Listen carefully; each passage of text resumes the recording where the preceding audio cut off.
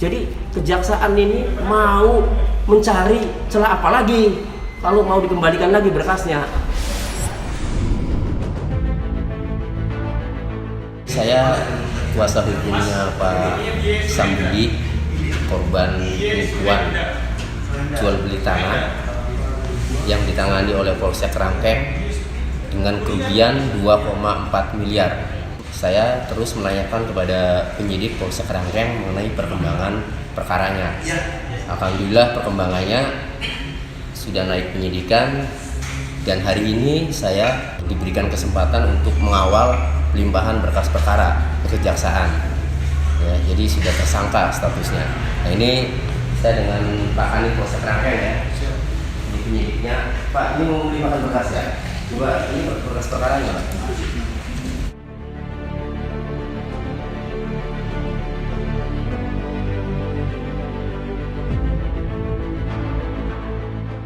Ini berkas perkara penipuan, penggelapan, tersangkanya ya, udah tersangka ya Pak Kanit ya? Siap. Udah tersangka dan ini mau dilimpahkan ya? Silakan Pak Kanit.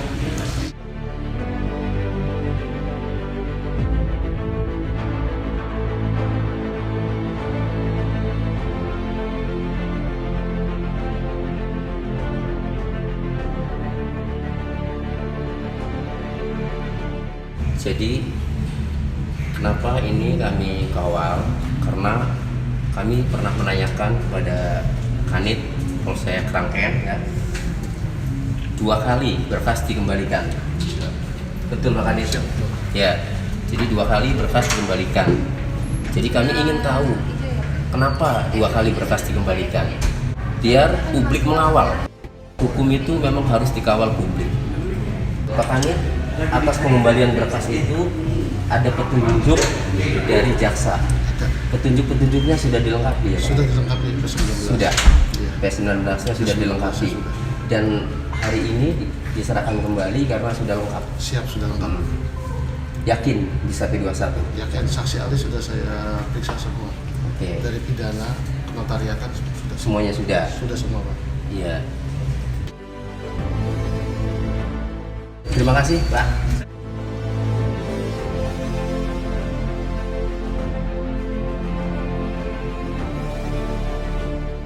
Sekali lagi ya, bahwa kenapa kami kawal, karena sebelumnya 2 kali berkas dikembalikan ya Pak Kanit, dan setelah dilengkapi ya, kemudian diserahkan lagi ya kemari.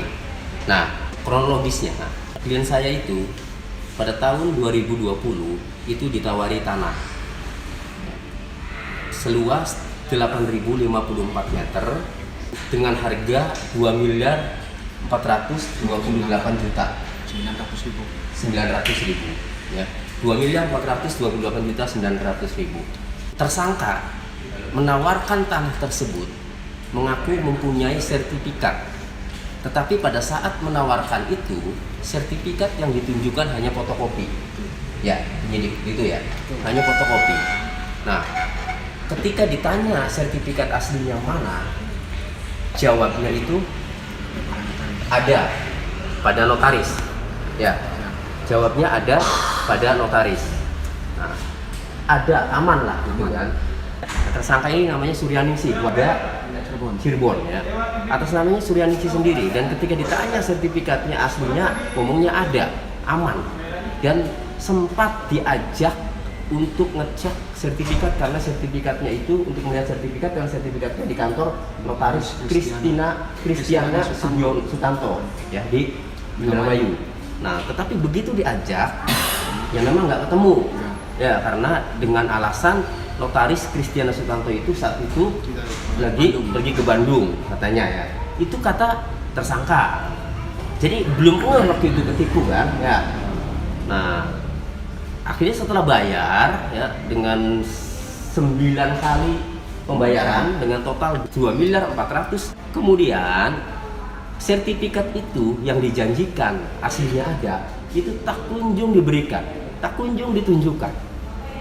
Dari 2020 kemudian pelunasan 2022 bulan Maret dibuat akte jual beli ya, akte jual belinya dibuat oleh Dodi Saiful Islam notarisnya. Nah setelah akte jual beli jadi, juga sertifikatnya itu tidak diserahkan. Nah, kemudian sampai dia tempo di akte jual beli itu di bulan Maret, ya. Dia janji di bulan Mei akan diserahkan sertifikatnya, tetapi sampai bulan Mei 2022, ya, juga tidak diserahkan sertifikatnya. Akhirnya belakangan diketahui ternyata sertifikat aslinya itu ada pada namanya Edi Purwono, orang warga Klaten, Jawa Tengah. Coba, sok enggak itu klien saya. Begitu sertifikat yang ditulis aslinya, ternyata sertifikat aslinya ada pada saudara Edi Purwono.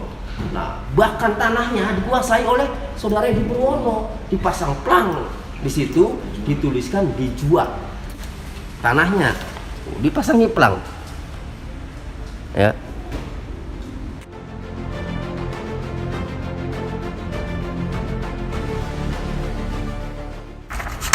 Sudah balik nama tuh Edi Purwono di 5 Juli 2022, ya, dengan notaris Kristiana Sutanto. Nah, awalnya punya Suryaningsih memang awalnya. Nah, jadi ya, klien kami ini merasa tertipu, ya. Awalnya ditawari tanah, sertifikat aslinya ngomongnya ada dan akan diserahkan setelah pelunasan. Begitu lunas sertifikatnya nggak diserahkan, begitu diketahui setelah pelunasan akte jual beli sudah jadi, ya, begitu diketahui ternyata sertifikatnya di tangan orang dan tanahnya dijual lagi ke orang. Nah, setelah diperiksa Edi Purwono-nya, menurut informasi yang saya dapat, setelah diperiksa Edi Purwono-nya, ternyata sertifikat itu sejak 2017 itu sudah berada di tangan Edi Purwono, sertifikat tanah itu.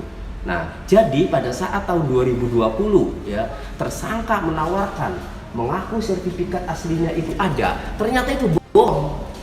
Itulah kenapa, ya, pendapat kami itu unsur pidananya masuk karena bohong. Nah, apalagi sudah ada ahli dari penotariatan bahwa menjual tanah kalau sertifikat aslinya itu tidak ditunjukkan, tidak ada, ya, maka jual beli itu tidak dianggap tidak sah. Makin ketipu ini klien kami, kan? Setelah akte jual beli yang dibuat ternyata tidak sah. Oleh karenanya komplit sudah, ya, sudah sertifikat aslinya tidak ada, akte jual belinya pun dinyatakan tidak sah. Jadi tertipu. Jadi kejaksaan ini mau mencari celah apa lagi kalau mau dikembalikan lagi berkasnya.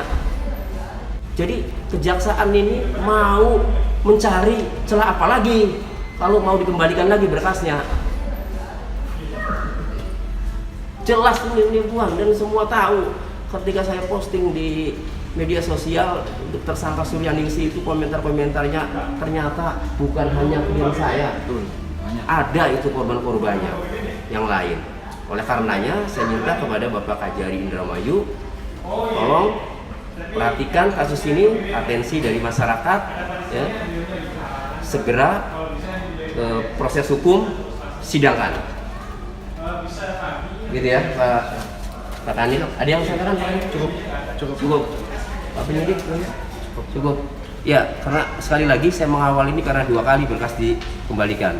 Saya sebagai pengacaranya korban, saya merasa ingin tahu kenapa berkas itu dikembalikan.